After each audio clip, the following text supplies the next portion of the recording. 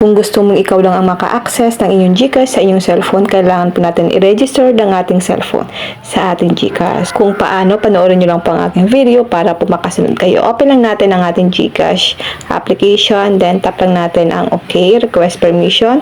Tap lang natin dito guys ang OK.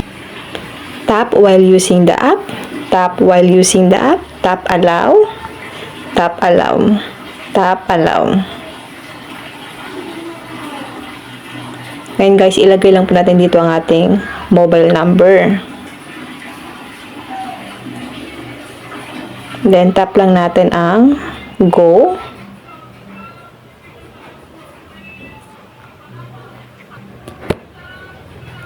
Then, dito guys, mag-send siya ng 6-digit authentication code. So, ilalagay natin siya dito para po ma-open natin ang ating GCash account.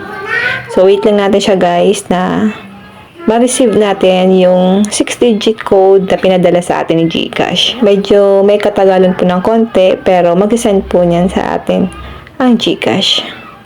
So, kailangan kasi natin guys ilagay dito para ma-open po natin ang ating GCash account. Halimbawa guys, ito 967837 9678. So, i-input lang natin dito ang 6-digit authentication code na pinadala niya. Then, automatic na po yan guys na mag-open.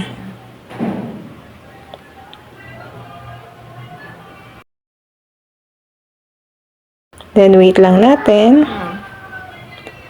At dito guys, tap lang natin ang next.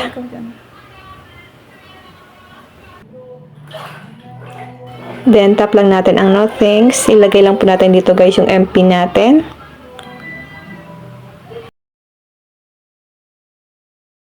At dito, I want to register this phone. Itap lang natin ito guys. Para po maging secure ang ating mga GCash account. Ngayon, kailangan lang po natin guys mag-selfie. Tap lang natin ang next. Mag-selfie lang tayo guys. Ayan. Kapag sinabi niya na please blink your eyes, i-blink nyo po yung eyes nyo. Then, ito na guys. Congratulations, account secure ka na. So, naka-register na po ang ating cellphone sa ating mga GCash. Ganun lang po guys kadali kung paano po natin i-register ang ating cellphone sa GCash para tayo lang po ang maka-access ng ating mga GCash account. So, hindi po siya guys ma-open basta-basta sa ibang phone.